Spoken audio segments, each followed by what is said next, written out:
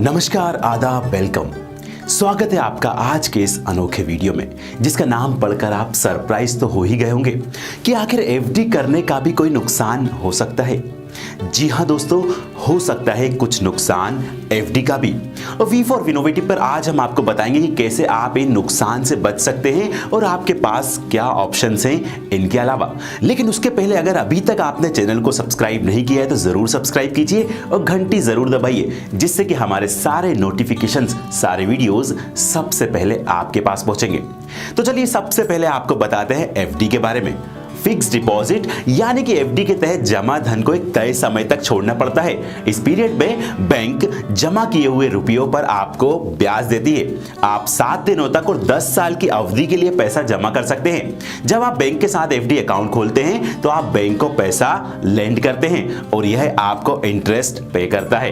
क्योंकि ब्याज दर और समय की अवधि पहले से ही तय होती है, इसलिए हम इस इन्वेस्टमेंट प्रोडक्ट को फिक्स्ड डिपॉजिट कहते हैं। भारत के deposit insurance and credit guarantee scheme यानी कि डीआईसीजीसी के तहत किसी भी बैंक में 1 लाख रुपए तक का आपका जमा धन बिल्कुल सुरक्षित है।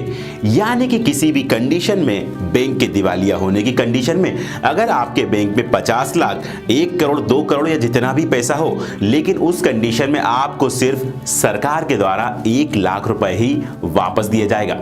अब हम आपको बताते हैं कि देश के लोगों में फिक्स डिपॉजिट्स के लिए भरोसा बिल्कुल भी कम नहीं हुआ है। फिर भी आज के दौर में लोग शेयर बाजार, म्यूचुअल फंड्स, बॉन्ड्स या फिर गोल्ड में इन्वेस्टमेंट करते हैं, क्योंकि एफडी करने की भी कुछ कमियां होती हैं। जी हां, एफडी के माध्यम से किया गया इन्वेस्टमेंट सबसे सेफ माना जाता है, पर अन्य ऑप्शंस की तुलना में इसका रिटर्न काफी कम है। जैसा कि आप जानते ही हैं कि एफडी में जमा किया गया पैसा एक निश्चित समय के लिए लॉक हो जाता है और इसे हम निकाल नहीं सकते। मैं आपको एक एग्जांपल से समझाने की कोशिश करता हूं। चलिए, माना कि आपने 10 लाख रुपए की एफडी 5 साल के लिए की।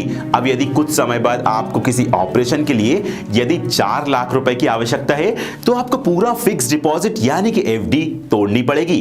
जितनी आपको जरूरत है उतना पैसा आप एफडी से नहीं निकाल सकते, और यदि आप ऐसा करते हैं तो बैंक आपसे कुछ पेनल्टी लेगी।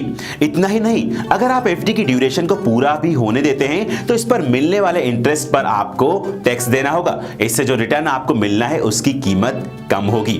अगर आप जवान हैं और जोखिम उठा सकते हैं तो लंबी अवधि के लिए इक्विटी म्यूचुअल फंड में निवेश करना आपके लिए एक बेहतरीन ऑप्शन है।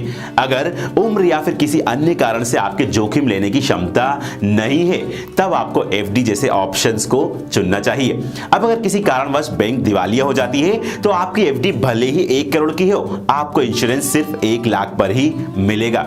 अब आपको दुविधा में न छोड़कर एक अनोखी फैसिलिटी के बारे में भी हम बता ही देते हैं। हम आपको बता दें कि बैंक जमा पैसों पर ब्याज देता है, जो एक तरह से इन्वेस्टमेंट ही है, लेकिन इस जमा पर मिलने वाला ब्याज बहुत कम होता है, जो समय समय पर घटता बढ़ता रहता है। अभी लगभग सभी बैंक्स में सेविंग अकाउंट पर मात्र 3.5 से 4% की दर पर ब्याज दिया जा रहा है।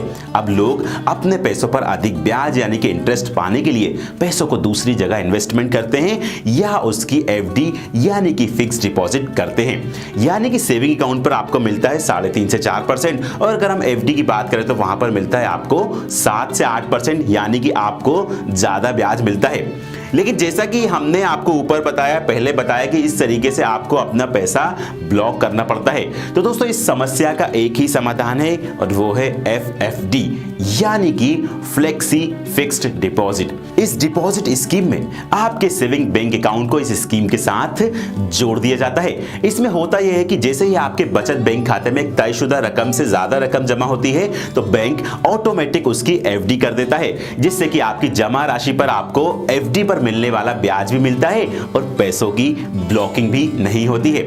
और जब भी आप जब चाहें तब आप अपनी आवश्यकता के अनुसार किसी भी एटीएम से अपना पैसा निकाल सकते हैं, बिना किसी बैंक प्रोसीजर से होते हुए।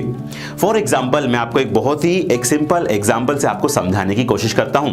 यदि आपके सेविंग बैंक अकाउंट में 1 लाख रुपए हैं तो बैंक एक तयशुदा अमाउंट निर्धारित कर सकता है, जिसको छोड़कर, जैसे कि 30,000 की रकम को छोड़कर शेष राशि यानी कि 70,000 रुपयों की एफडी कर देगा, और इन 70,000 रुपयों पर आपको लगभग 7 से 8% की दर पर ब्याज भी मिलेगा। जब भी आप पैसा निकालना चाहें आप निकाल सकते हो, वो भी बिना किसी बैंक जाए और कोई भी प्रोसीजर के बिना आप अपना पैसा किसी भी एटीएम से निकाल सकते हैं। तो दोस्तों कैसा लगा आपको ये वीडियो, कमेंट करके हमें जरूर बताएं। इस वीडियो को अपने दोस्तों और मित्रों के साथ जरूर शेयर करें। अगर अच्छा लगा हो तो वीडियो को लाइक भी जरूर करें।